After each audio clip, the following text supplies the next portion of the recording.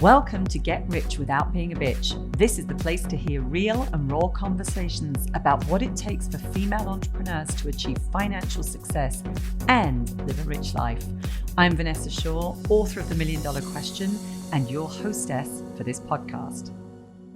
Welcome to this week's episode of Get Rich Without Being a Bitch podcast. And today we have got a really amazing guest, Connie Whitman, who is going to be sharing just some amazing insights around sales. Actually, one of my favorite topics as well, because guess what? For those of you that are listening in, the one thing that drives money and that whole getting richer piece is going to be your ability to sell. And the reality is we all sell, right? Connie, we're going to be diving into this.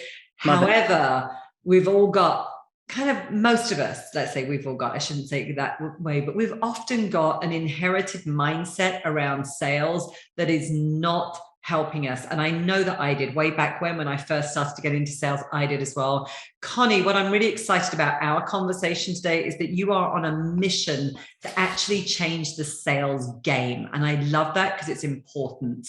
No longer seeing sales as sleazy, icky, and manipulative, but really a place of service and something that we can do, be in service with care, love, and respect for the people in front of us. You are absolutely talking my language there, so I want to dive into this. And again, just by way of an introduction, I want our listeners to understand a little bit about who you are. Connie's been playing a really big game with corporations in changing these conversations around sales, building out their sales culture and helping them improve their sales processes, those conversations, those meetings, and ultimately close more deals.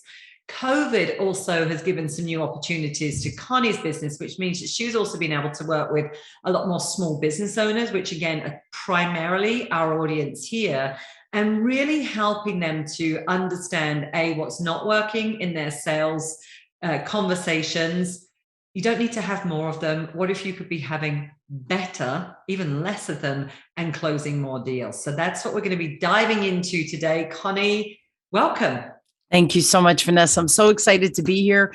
I love talking about sales, and truly, I love helping heart-centered business owners because we feel like it's tough out there and it doesn't have to be. So I hope they find value in our conversation today. Oh, undoubtedly. And let's just dive straight in, right? Sure. Let's dive in the middle of this. Buyer's resistance. Now, again, buyer's resistance, I think, is really important because I think you and I probably work with quite a few people that often the seller has resistance to selling in the first place, right? So we often are thinking about it from the seller's perspective and getting them over their resistance. But let's flip the switch on that for a minute. What is buyer's resistance? So it's fascinating. I've been in, and just as an intro too, I've been in sales for 39 years. So it's a long time. I start to see things because, again, it's almost 4 decades. So I'm decoding things. So it's funny in the past. And again, I've been in business 20 years. And I'm going to say about the past 10 years, I started to realize that humans, because that's who we're selling to and communicating with, that we have 2 conversations kind of going on simultaneously. The one is the conscious conversation. You and I using words, we understand the language, right? Our body language, all of those things. The underlying or unconscious conversation is also always going on. So we share energy, whether it's on Zoom or live, we're sharing each other's energies, vibrations, all of those things. So if I'm not aware of what I'm emitting and putting out there, I'm already at a deficit going into the conversation because I'm not in control of the unconscious conversation. Now, the danger in that is we all have buyer's resistance. And this is another thing I've just kind of decoded.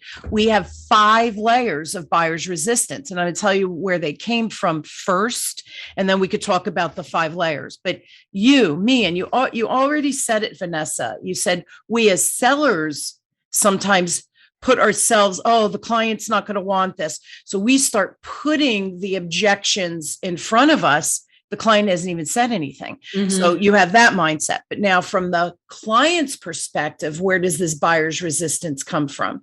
Well, think of yourself as a buyer in a buyer situation, a car, whatever it is, buying a refrigerator, doesn't matter.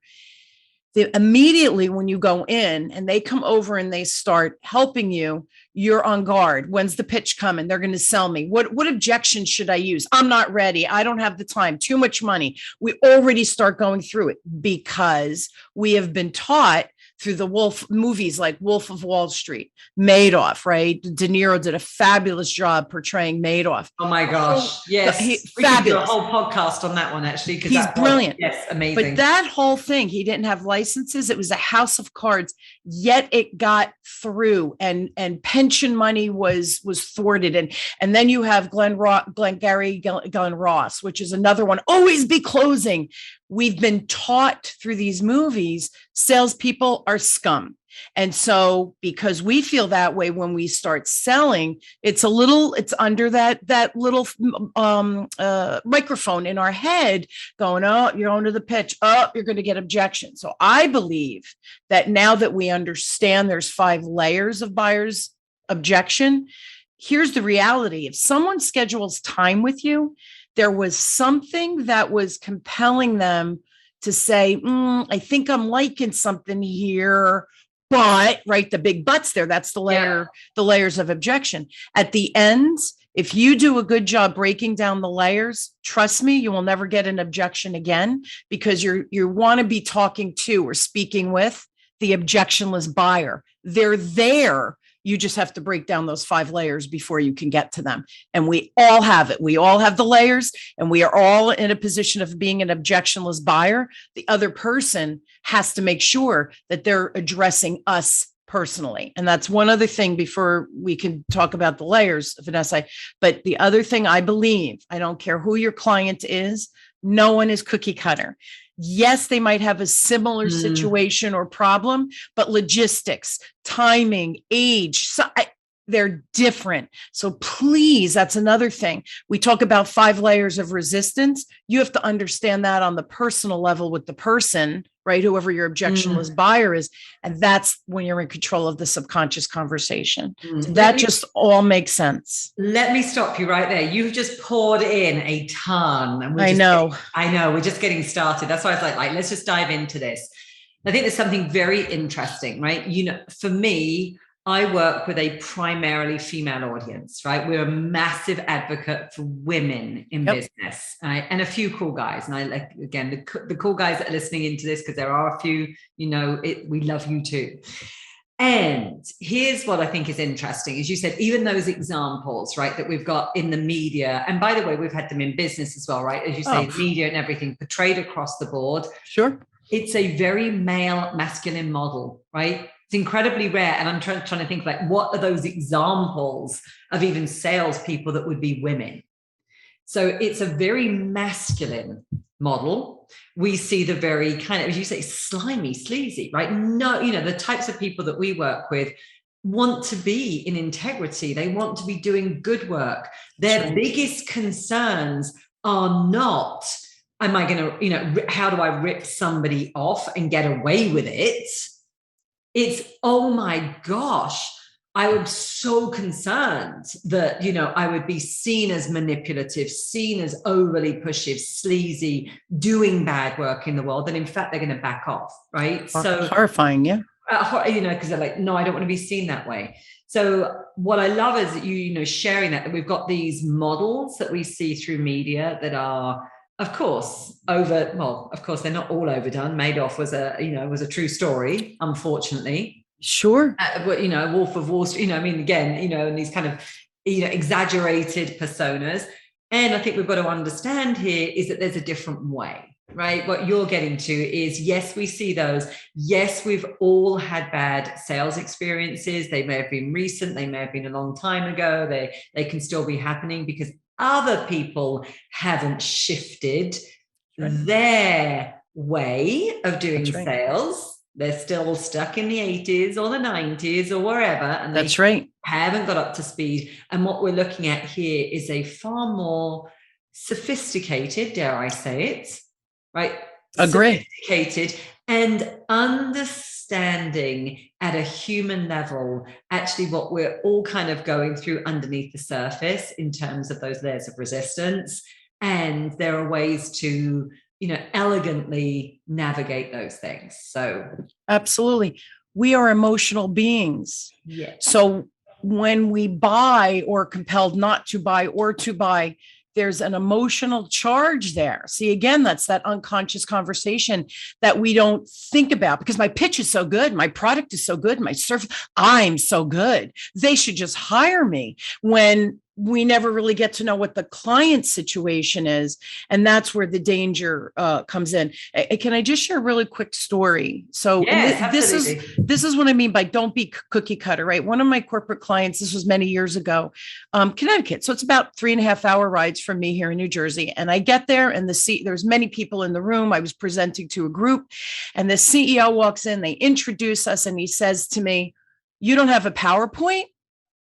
I paused and I looked at him and because I'm very professional, right? I tease when I say something. I went, like what? So I explained to him, I said, "Mark, you know, Whitman and Associates, what can I do for you? I could go from A through Z. What if you need L, M, and N? By the time I start talking about ABC, you people are like, oh, who cares, right? We don't even care anymore."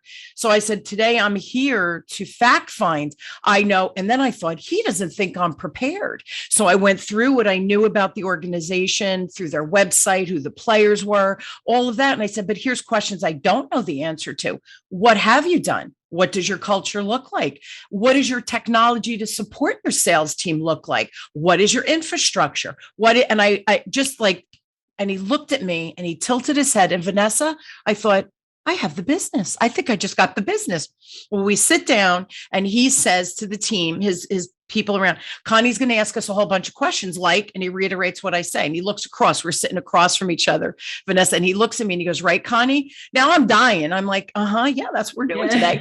And then he went on to say, all the other vendors that had come in, they were looking for other sales, service, and coaching vendors, right, to move the culture. They had brought the PowerPoint and he said, they went through A through Z. We only need L, M, and N. What, they wasted a lot of our time. Right, Connie? I almost fell off the chair because he used my words and I had the business. They didn't know my price structure because I explained, I deal with banks. This happened to be a bank. I deal with banks all the time. Nobody is your bank. So who am I to presume that I know what you need? I don't. I know I can deliver it, but I don't know what you need. I don't know what you're building. I don't know what skill set you want your people to walk away from. How dare I assume? You see the difference with that? So different. In old terms as well, and I still use this with my clients now as well, just so that they kind of get the visual. This is the, when I was taught sales, show up and throw up. Right? It's the, and as you say, right, it's the, I'm going to be here, I'm going to get out my fancy PowerPoint, I'm just going to pitch to you, present, but there's no dialogue. So it's literally showing up, throwing up a lot of information. Most of us are too polite to stop people to say, hang on, you're wasting my time here. And like, we only need, as you say, LMNOP or whatever it might be. And, what I want to do is get into like that, like that's the old model, right? What you're talking about here is far more consultative in terms of, I want to understand more about these pain points. What have you got in place? What have you tried so far? That's What's right. not working? What are you trying to achieve here? That's right. And actually see if and how my services can help you. Absolutely. So I'm dying to know, Connie, though, I want to get us just back for a minute, back on track here, because 5 layers of resistance, which is kind of where we went off and went down this lovely pathway here. What are the 5 layers of resistance? And here, this is important. Okay. So changing the sales game, it's a game, right? And I don't mean that there's got to be a winner and a loser. For me, my game, everybody wins. Everybody walks away with something, right? A benefit to the situation, more money, whatever it is. So the first one is you're on the clock right out of the gate, right? So there's no overtime when you're meeting with a client or a potential prospect. So you're on the clock. Time is the first layer or barrier. So immediately when I walk in, if the client has given me 30 minutes, I know it's 30 minutes. So, and like most of us, right? Like I host a podcast, you host a podcast, I book out an hour. Even though the podcast is 30 to 40 minutes, you want to have a pleasant hello. I want to say a pleasant goodbye. What if we have tech issues? So you build that in. So when a client says to me, you have 30 minutes, at the 30-minute mark, and even if we're in a great engagement and they're leaning in and they're liking and they're in conversation, I will say, our 30 minutes are up. I've allotted extra time just in case. We can certainly stop and reschedule. Now, before I let them go, let's reschedule the next meeting and we could pick up where we left off, because we still, what's the value? Why do they want to meet me again? I give them that value by saying, we still need to talk about this, this, and this. And just based on what you've told me, I think we can create more money. I think we can create a better flow of your business, whatever. So I start to show I'm listening. I have some ideas, but our time is up. And here's the cool thing. 80% of the time, they've blocked out extra hours, extra time too. Mm-hmm. So they'll say to you, I have time if you do. I appreciate you being respectful of my time. Or they'll say, thank you for being mindful. It's another feather in my cap that I'm being respectful. Again, that's how we get rid of the sleazy, icky piece. And then what happens is they say, I really don't have the time. I have to get to a meeting. Let's schedule something. And you know what? 99% of the time, they will show up for that next meeting. Yeah, I love that time. Actually, one of the ways as well for, when I was trained was also even asking that question up front.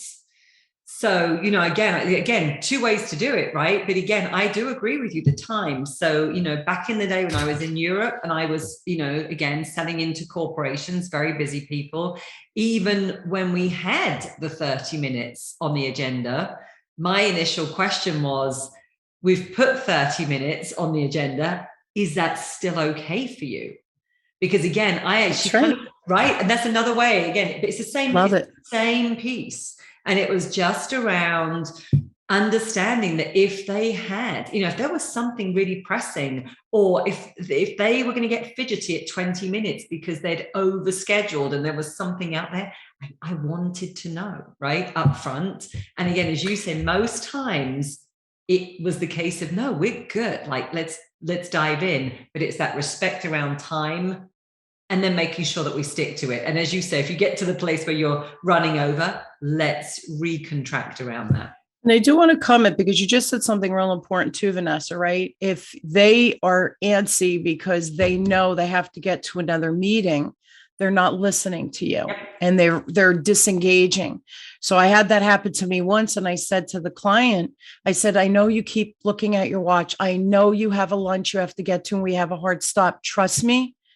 We will be done 10 minutes before what you've allotted in your schedule. I said, and I was very respectful, but I said to him, you've scheduled this time with me. Please be engaged, because we're going to waste your time if I don't get through all of the information I need to even know if I'm a right fit for you, or if there's something else you should be looking for that I'm happy to guide you on, but please be present with me. And he smiled and he said, okay, you called me out. I said, I hope I was respectful in that, but I want us, we're here for a reason. Let's satisfy that objective for both of us. And I just need your attention. And it was funny because we finished about 10 minutes early, and I looked at him and I winked and I said, 10 minutes on the dot. Did I tell you? He goes, I love it. You live up to your promise. So you see, it's that little trust, right? It's trust, right? It is. And again, I'm listening through, I'm listening through my kind of coach's lens and some of the messages that I think are really key here. Yes. Something that we also teach our clients is around taking leadership in that conversation, which is the other thing that, bless you, by the way. Thank you. I muted myself quickly. She did it so quietly, but bless you. And that's taking leadership, because again, you're noticing, right, what's going on and what's present in that conversation. That's right. you're not ignoring it. It's leadership. And it really is saying, you know, I see this is happening. We're going to finish 10 minutes before time. Now you've built trust as well. So this is really valuable in that bonding process. And one other thing, for the coaches, consultants like us, right, that we work with business owners, the business owner, like if somebody does that, I know oftentimes they think, I'll talk faster, you know, and no, it's an elephant in the room. Address it, because number one, here's the other thing that, and again, I will not work with clients that don't respect me. I have way too much respect for myself. So if he poo-pooed me and was like, well, you know what, I've got to be places, I would have finished my presentation. I would have been cordial. I would not have taken the business, because how dare you, knew it, you had committed to me, right? I had committed to you. I addressed it, that I promise I'll get you out of here on time. And then you're flipping it. Well, I don't have time for this, but he didn't. He was very gracious and very appreciative. But I think sometimes as business owners, we're afraid to say, whoa, you've allotted this. Please give me the due respect and allow me to do what I need to do. Otherwise, I can't help you, right? Then you're tying my hands and then I'm not able to help you. And that to me is a travesty, because especially if you know you can help the client, like just give me the time, but own it. Okay. So that was number one. Yeah. Number one. Number two. Number two is if you show up and you're not prepared, right? Like you show up for a game and your teams are relying on you and you're not prepared. You had pasta last night. My kids played hockey, right? So they get on the ice rink. If they had pasta the night before, they were going to be lead-footed, right? How dare you? You have a responsibility. So again, I feel we have a responsibility to our client. They're part of our team, right? If they do business with me, we now become a team of two or a team of three, depending on how many people are in their organization. So you need to show up prepared, ready to be engaged. You should not, and I know you've seen this, Vanessa, people come and they have papers and their wallets falling out of their purse. And I immediately think, holy crap, especially a business owner, how are you helping your clients? You can't even get out of your own way. So you would never want to show up ill-prepared to show that you're a hot mess, because immediately, whether you realize it or not, that unconscious conversations going on, and they're thinking, oh my gosh, this person is making me a nervous wreck. They're all over the place. They have papers falling out. Their pen, now they're throwing everything on the table so that they could pull their pen out, or you're on Zoom and you're looking around frantically for, oh my goodness, you have to be prepared. Otherwise, you're showing them that you value their time, and then you're not being prepared. You're not valuing their time. I'm not, immediately right out of the gate, I will tell you, if I was your client and you showed up in that frame of reference, I'm busy. Time is a commodity for me. Don't show up ill prepared. So that's another one. And go ahead. Oh, sorry. I'm laughing here because I've actually got a bit of a funny story. So it's an embarrassing one though as well. Fortunately, they're usually the best stories. I know, right?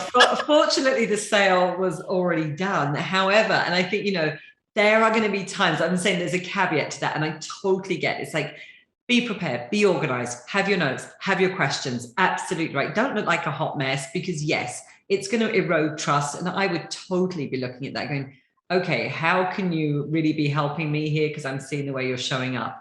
That's right. There's the caveat, the Vanessa Shaw caveat is stuff will go wrong. Oh, inevitably. And how you handle it is key. So again, I think I'm almost blushing thinking about this. This was a new client.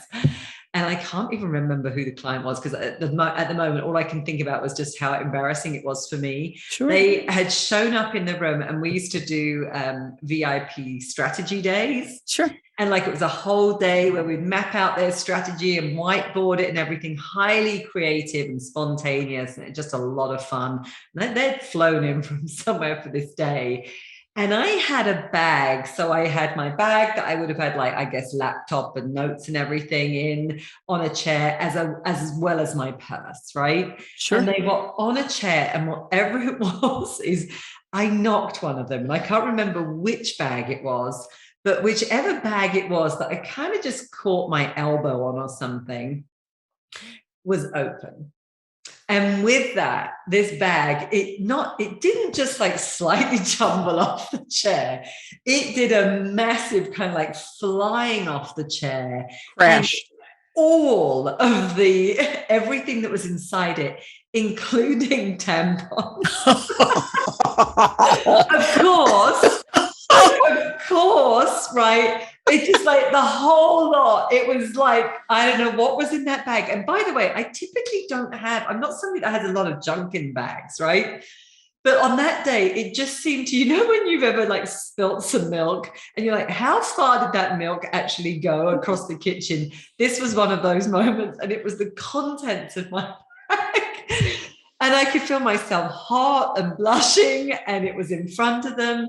And for me, that was one of those inside. I just don't believe that's happened. And really trying to be cool. Like, I'm so sorry. Let me just take care of this.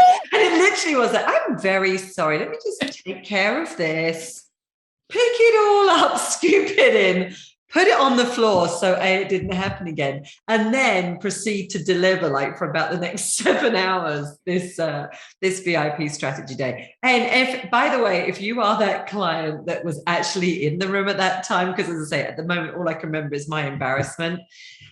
You can actually write to me afterwards and say, hey, Vanessa, you did well, or you didn't do well. We really knew what was going on. But that's just to say, right? I mean, be prepared, and be prepared that things don't go to plan, and just how you handle it and move on is key. Beautifully. And you handled it beautifully. Tampons flying across, it's a good thing it didn't land in the client's lap. That would have even been worse. But see, that's not being ill prepared. That's life and hitting something. And, I know I've been in restaurants where you have these client meetings and I talk with my hands and you knock the water over. I've done that before. Yeah. Yes. And you're like, I am mortified. And they laugh. They go, not my first time. And then they share a funny story that happened to them. So humor isn't a bad thing. I think that's adorable. And I hope the person writes back and says, I'm glad you didn't ask me to, hold your tampon or something. Right. So but that's not being ill prepared. That's just life, and things happen. Electricity goes out, right? You're sitting on a chair and the chair tips over something, right? They're unexplicable. You can't explain it. You can't prevent it. How do you respond? And hopefully you respond with a little bit of humor and be gracious about it. We all make mistakes, right? Yeah. Nobody's perfect. Resistance number 3, and I'll refrain from adding my embarrassment. I love that. I knew where but can I tell you, Vanessa, I'm like, oh, I know where she's going. The girly things fell out, right? Yeah. Mortified. Of course, they were men in the room, right? Of course. I love it. They're the best stories. Okay, so resistance layer 3 is, do you really understand me? And the only way for you to really understand the client, and this goes back to being prepared. So see, they all connect to each other too, Vanessa. If you're noticing, you can't jump and skip one either. You have to go through this order to break down each objection. So if you ask me the right questions and you come prepared, like my example with Mark up in Connecticut, I was able to rattle off, I don't know this and I don't know this, because I was, number one, prepared, but number two, my questions were, I'm not sitting there going, oh, Vanessa, what question should I ask you today? I know. And here's another thing I do with especially my business owners. They share what their product offering is, packages, cross sells. So I want to see if it's packaged properly and if the pricing is right and all of that. But the next one is, send me your questions. You have a meeting with a client. I know you have questions. And sometimes they go, oh, I don't know. I go, trust me. You have questions you ask. Are they good ones? I don't know. Are they in the right flow or order? I don't know. We need to look at that, because you need to know that your questions are spot on, efficient, and that you're walking away with everything you need to either give a recommendation at the end, or sometimes I know this from my clients too. I have to walk away and think, all right, I want to put together a proposal specific for your needs. I have a couple of things that I think I could pull off the shelf, but let me put that together. But if you don't ask the questions in correct order, but you don't get the right information from them, your proposal, your recommendation is going to be off, and you've lost the sale. So now we're only at layer number 3, right? So I can't start if I meet the client and I think, oh, I know this client, I did all this preparation, I'm cool, and I'm just going to go in and start vomiting what I could do to help them, which is what those other vendors had done, right, at that one client. You're losing the sale, man. They lost the sale, didn't they? Because you differentiate yourself from all the other people selling the same service as you, leadership training, sales training, mindset shifts, whatever it is, whatever you're coaching on. So what differentiates you? These interpersonal skills and this format is going to make a huge difference in how you present. I love what you're saying there. And again, I want to kind of, add like the way I say this in the language, because it's the same thing. We're really talking about the same thing there is, as you say, the understanding, right? The really understanding from, the client and, does the client feel understood and heard, right? Well, that's down to asking great questions, right? Exactly what you said. Are you asking the right questions? Right? And are you asking them in an order that actually makes sense? Because that's the other thing I find is people dive in, like there can be questions where they're diving in too soon, right? And we've got to remember that we're warming up. This is a relationship, right? And now this is where I go into my dating analogies, right? It's kind of like, because there's so much that we can take from dating. Yes. Like, we're meeting somebody for the first time and we're, having that coffee date, which might be the same as that initial sales meeting, right? We're getting to know each other, right? Are we really asking the most intimate thing, right? In that very first question? No, we want to get asked some questions that actually start to open up. Right, that's right. Conversation, so that again, we're not triggering like the threat response and oh my gosh, this feels too invasive. Absolutely. And as you say, and the questions that we really need to ask so that the client feels understood, heard, and listened to, so that we can, you say, some of us haven't got, just off the shelf, let's say, solutions. They might be, they're very tailored, they're very custom. And as you say, they're then going to go away and put together a lengthy sort of proposal and come back and discuss it in a meeting. Well, again, it comes back to those questions. One of the things I loved that really, really helped me ask better questions and ask questions as opposed to talking was when somebody, and I think it's one of my early sales trainers said, what's actually interesting is that when you ask really good questions, you naturally will appear more intelligent in the eye of the person who's answering them. And I was That's exactly right. Oh, let me think about that for a moment. So I was like, I've never heard that before. So instead of some of this, which I think comes into that more sleazy, proving energy, convincing, oh, let me sound really smart. Let me use all these terms and everything. Like, let me show you how smart I am. It was, no, ask some really good questions and just ask very clear, direct questions that lead the conversation.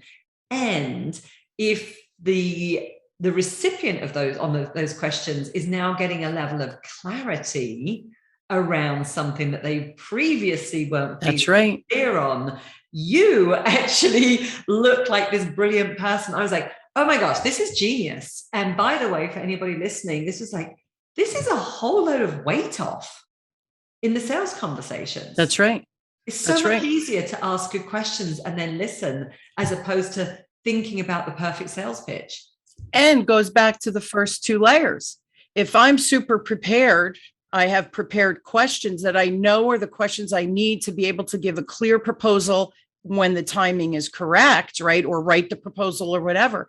That's being efficient with the time with the client, showing up prepared. It's all connected. It's not like, well, I showed up on time and I told them I'd be an hour. Meanwhile, your questions, you were pulling them from every direction. The client couldn't keep up. So now instead of creating, and I love that word clarity that you use, instead of creating clarity, we're creating chaos in their own minds. And I just want to share with you, like you, I have 2 podcasts, and one I've been hosting 9 years. And I had a gentleman on who was the sole caregiver for his wife that was dying over a 15-year period. So now he's dealing with her disease. raising 3 little kids, and he's an attorney, had to go to work every day. So anyway, wrote a book and I had him on, and they give you, this, Vanessa, when you have an author, they give you like the PR packet and it has the certain questions to ask. So I said to him, I'm a good listener. You're going to say something. I'm telling you, this is my sales at work. I'm going to ask you questions, but I will always preface it by saying, because it wasn't on the list, if you're uncomfortable, you certainly don't have to answer. So we were a very, very personal conversation. And one of the questions I asked him was, and no one else had asked this. Now I'm thinking this is an important question, right? Inquiring minds want to know. And I said to him, all of that, now you're adult, now your kids are adults. He's a granddad, grandpa. So I said, your kids, do they ever say, hey, dad, I do this because I learned it from you when you were helping mom or, whatever, raising us. And he looked at me and he goes, that's a really good question. I don't know. And he goes, but I'm going to ask my kids that. That's such a great question. He says, I was living in the moment and just in triage mode. But what did they learn? He goes, I've never asked that. At the end, he said to me, can I tell you, that was one of the best. Now, again, do I think I'm anything special? No, I think I just listen well, which is the next step. And I'm kind of giving a prelude to that. And you're curious, right? Is that curiosity? Curiosity. And he was at the end, he said, this was my favorite interview. You asked me questions no one else did. He goes, you got me thinking. He goes, I can't wait to call my kids and ask them that question. Can I tell you, it touched me because this was such a personal conversation. And I went off topic of the approved things, but I did it with kindness, of course, and respect, that he was honored that I went off script and I was truly engaged with him. It's the same thing with our clients. And that's eliminating the fourth layer is listen, but listen so that you don't just have your questions and you go blah, blah, blah, blah, down your questions. You listen to the response. And this is, to me, is active listening. What I did with him, I ask a follow-up question saying, wait, you just said this. I have another question now. What about X, Y, and Z? And by doing that active listening, you're doing a better job than all the other coaches and consultants that they've talked to, because you're really drilling a mile deep to fully understand them. So by asking the questions and then listening and asking those follow-up questions that you can't prepare for in advance until you're with the client, that's active listening. And I'm telling you that one, and again, on my podcast, but I hear this from my clients all the time. Oh my gosh, I told you so many things. I go, we got a lot done, didn't we? Wow, you ask great questions, and you will too. So that question and listening, I say it's a little dance, and that dance has to go really smoothly. So you don't just want to fire questions and not listen. You need to ask the right questions, dig in, really listen, be curious, and ask the questions that no one else is asking. And if you feel you're getting too personal, because I've said this with clients too, if I get too personal, you tell me, Connie, I don't want to answer that. I honor it and I respect it. I'm just trying, through our conversation, I want to honor what you're telling me and respond accordingly. But it's safe. You're always in a safe place with me. So think about me, just what I just said. Who has conversations like that? And I bet a bunch of your listeners do. That's the magic, right? That's the engagement. That's the respect and the trust. But see how they're all fitting together, right? Yes, it's so true. And again, listeners will be able to remember. I think we often don't remember really good sales experiences because they happen so naturally. We all remember bad ones. That's right. That's right. I shared one recently. It's not so recent now, but it was at the time, our daughter was moving out to Hawaii before COVID. And at the time, because we didn't know what was going to happen in the world, we thought it was a really good idea to ship out my SUV that was about 9 years old out to Hawaii. She knew the car, she'd driven in it, and was like, it's time for me to have a new one, right?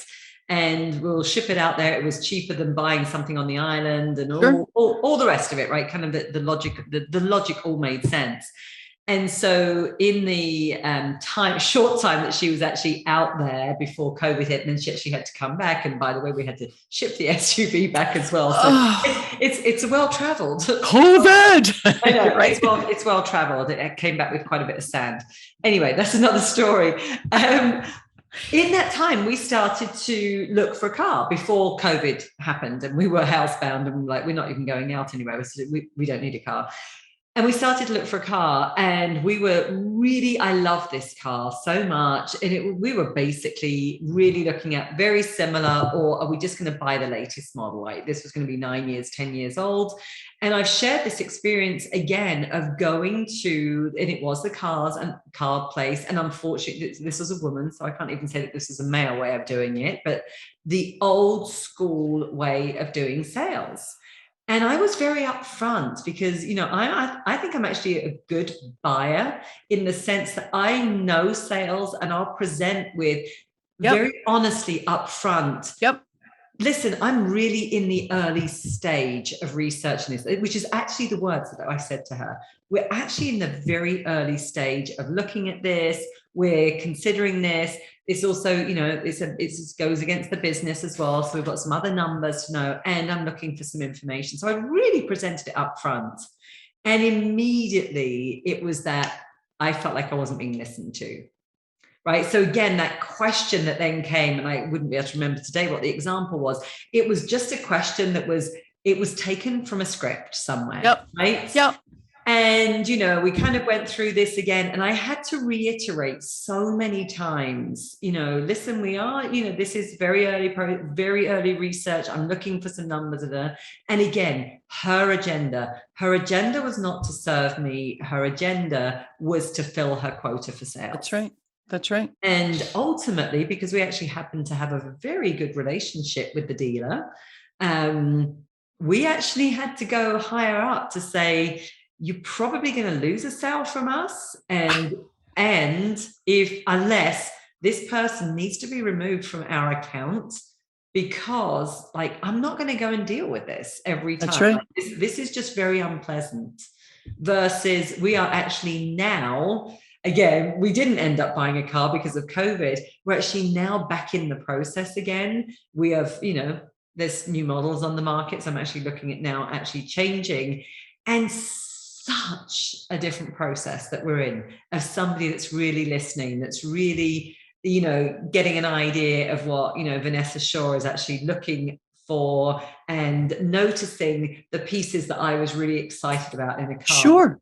Guess what? I actually like the size of the engine and how it all works. Not my thing. That's right. Color, beautiful interior. Oh, let's talk about that all day long, right? And again, I'm being stereotypical, perhaps. No, my approach, but those are the things that are important to me. My husband will be involved in those purchases because I kind of want him to look at the technical stuff, like the tech pack and that's right. Because he'll geek out on that, and I totally trust that he will do absolutely due diligence, right? So again, it's like really understanding that in the sales process, especially when you've got two people, you got to listen for what is it that's really important to them, and where are they engaging? And here's the thing, car is expensive, even they're expensive. I don't care what level car you're purchasing. It's a big purchase. It's a big purchase. And we buy our cars and we keep them. My son was driving, it was 17 years old, had 225,000 miles. The sucker was still going. He got hit in the behind. Thank God he's okay. And the car got totaled, but they're big purchases. But here's the thing. Some of our client, we have high ticket items that people are buying from us. So can you imagine approaching a client with the anticipation of, I just want to make that 10, 12, 15, 30 grand, whatever it is from you. And I don't care because I know what you need and I'm good at this. And that whole egotistical approach is disgusting. So if it's not about the client, and this is what I say, if you're not in my book, last year I published a book, hit international bestseller, which was kind of cool. But Very the first, good. Congratulations. Yeah, thank you. I didn't throw that for the congrats, but just the reason I'm saying this, the first chapter, it's a business book about sales. And the first chapter is called Love. And my first sentence, so people that didn't know me, they probably read it and thought, okay, this chick's out of her mind. But the first sentence is, if you're not selling from a place of care, love, and respect, please stop. You're doing it wrong. I love that. But I totally love that. And again, it's back to, what we were saying earlier is sales is about service, right? It's really here. And when we understand that, it's like, it's about service. Do you have a problem that I can potentially help you Exactly solve? right. That's And that exactly right. really is it. And we need to understand that. That really is like, it is simplest. That's it. And That's so exactly it. and I like, if we can strip it back to that, then we like, it's bringing humanity back into it, right? It's like, Agree. we're not talking, this isn't a transaction, this isn't robotic, we don't need, to like read from a script and all the rest of it. It's like, no, let's have a conversation. With that, Connie, let's The go fifth. to the You want fifth. to do the Yes. fifth? Okay. The fifth one What's is the the fifth? actual proposal. And that's what value are you going to add to me being the client. So if you've done a great job, especially with the question listening, by the time you get to make your proposal, write your proposal, whatever, here's the three things that should happen. Pay attention and listen closely, everybody, because there's three things. One is the client is so excited because you're such a perfect fit for them that they're like, all right, can we do it today? Can we start today? They're super excited. Yeah, They when can we feel start? you. Yeah. Right. And that's the reaction we want. And then, wow, this is a match made in heaven. We are a team, right? That team, going back to that team concept. Yes. Second thing that should happen or could happen is I say to the client, I love you and I'd love to work with you, but I'm not the one you need to speak with. You need to speak with my friend Vanessa. This is her zone of genius. So listen, you gave me so much information. If you're interested, I'll do an intro email for you and Vanessa, but I'll have a conversation and fill her in on a lot of this so you could fast process that and not have to go through again. And then if she has any additional questions, she can ask. So that you're not ready for me or I'm not the right person. We're not a fit. Exactly. We're not a fit, but Exactly. I have somebody for you, right? Because I'm Jersey, I have a guy. Or the third one is you're not ready for me. You have this and this and this and this and this going on, which is a lot. Don't add this because you know what's going to happen. This will fail, plus a couple of the other things. So let's stay in contact. I'm going to give you a little bit of homework while you're doing these things. I want you to think about this. I want you to think about that. Meanwhile, I'm having conversations with them. And then in a month, 2 months, 6 months, whatever it is. But now they're in my pipeline because I know I'm the fit. The timing is off. Yeah. Notice in my 3, I never said an objection. If you use my process, I'm telling you, Vanessa, I don't, and I'm knocking on wood, I don't get objections, not because Connie's great at closing. I am just because I've been doing it so long, but I don't get objections because it's one of those 3 things. I don't push the sale for the client to say, but I got this and I already know all that. And I'm saying to them, I'm a good fit, just not now. Can we stay? And then, here's the other thing that happens, especially if I say, I'm not the right fit. You need to meet my friend Vanessa. Now, Vanessa's going to think, oh, let me send Connie some deals. She's always good to me. Or the client's thinking, oh, my friend needs sales help. Oh, Connie's the one. So you're building, the more you give, the more you get. I really believe that. And I live my life that way. So Couldn't agree more. That's the last one. Your proposal will be so spot on, or you're not ready for me, or I love all this information, but you really need my friend Vanessa. Yeah. I think, again, to me, that comes back to service, right? And as you said, like the old school is the always be closing, right? So let's face it, if you always be closing, I think it's like always be starting conversations, right? With, great questions and great. Sure. Let's face it, if we remove it from the kind of sales, but if you are wanting Chinese food, for example, it gets really difficult if you want to keep trying to push Mexican food to somebody, right? They might be in the mood for that later on down the line. But if it's really Chinese, how about we make a really good recommendation that based off of what you're really craving right now, there's a great Chinese restaurant down the road and you'd be better off to go there, right? That's right. As you say, they're going to come back. I've actually got an example sitting on my desk right now of somebody that this happened. It was an introduction through a former client and somebody that, trusts me and actually does, make quite a few introductions for business. And we went through the whole thing.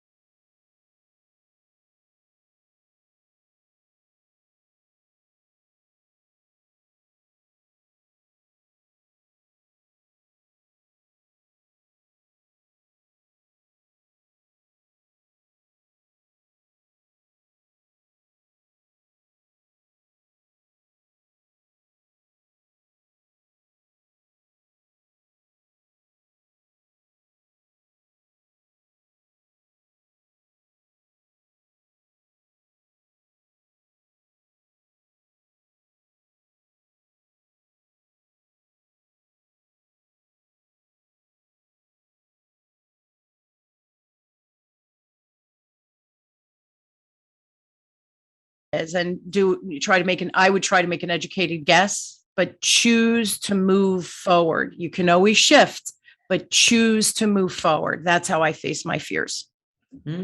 Just one step at a time. Yes. Yeah. Something you wish you were better at today. Writing. Don't laugh. I'm taking a writing class because I'm turning. I've written books, right? So what the heck? People are like, what's wrong with her? I am not a natural. I love to speak. I speak into books. I created that way, and then we edited, of course. But I want to become a better writer. I want to be more of a thought leader and provoke thoughtful conversations on LinkedIn and other things. So I am taking a writing class. I'm turning 60, and you're never too old to learn. So yes, writing. Good for you. That is so good. What's on your bucket list that you'd like to achieve within the next 3 years, especially since now I've discovered you've got a big birthday coming up? I do. You achieve in business or just a bucket list? Anything, a bucket list. I mean, it might be like achieve experience, right? Yes. So for me, my dad, he's still alive. We're celebrating his 91st birthday tomorrow. Wow. Yes, God bless him. Happy birthday, so cool. Dad. Thank you. Happy birthday, Dad. But he grew up in Italy and came here when he was 19. And he talks about, and a lot of who I am, I know, is because of that culture. I want to go see where he grew up. And where was that in Italy? He's in the Calabria province. So he's in the boot. He's in the lower part of the boot, southern Italy. So yeah, in the Mediterranean. That's definitely on my bucket list. Definitely within 3 years. Yes. Definitely, it's made for you. You've totally got to go. I totally see that. And what's something you're deeply grateful for today? Oh my goodness. My family. Am I boring? I'm getting emotional with that question. How silly is that? That's yes. Good. Yeah. Grateful for my family. Mm-hmm. That's a great questions, right? It's back to the great questions. Like I love that, I love that. Thank you for asking me those amazing questions. I'm going to use them. Yeah, do. On my podcast. I love it. Anybody can use those. Connie, love your energy. Love what you stand for. Here you are as well. I love that I've just discovered that you're about to turn 60. I don't know if you've got this lovely glow thing on Zoom that you can do that covers up the wrinkles. I've used it, so I think I look a little bit better, but because I'm like, you've got such energy and youthful energy and everything. And I really respect the fact that, you've got decades of experience under your belt, and here you are learning, setting goals for yourself, diving in deeper, creating new products, like taking it deeper. So I just wanted to share that with you. Thank you so much. Really a lot of respect for who you are and the work you're doing in the world. Back at you. And thank you. This was such a fun show. I really hope your listeners just took a couple of nuggets away. For me now, try them out, apply them, because when you apply things, that's when magic starts happening. Absolutely. And then quickly, I know you've put it, there's a free gift. We're going to put that in the show notes as well. So what's the free gift? I have actually 2, depending on when this posts. But I have a free communication style assessment, and it gives you a report on your superpowers, kind of like your natural way of communicating, which will help with all of these processes. Super helpful. Yes. So that link we could put in the show notes. Yeah. And the other thing, I'm having an free event ticket, eliminating the 5 layers of buyer's resistance. I do a deep dive. I do some live coaching, and that's going to be November 10th and November 18th. I could put that link if the show will post before that. Otherwise, we can just edit that out. Yes. Absolutely. Wonderful. No. Let's get those. Come and play with me. Resources. Absolutely. So this has been amazing. Connie, have a great rest of day. You too. Thank you. Listeners as well. I'd love to hear as well from you. Share, what did you learn today from the podcast? If you liked and loved this, how about you leave us a really great review as well? If you didn't like or love it, don't leave us a review. That's right. That's right. Thank you, Vanessa. Amazing rest of day, Connie. Thanks. Bye, guys. Thanks.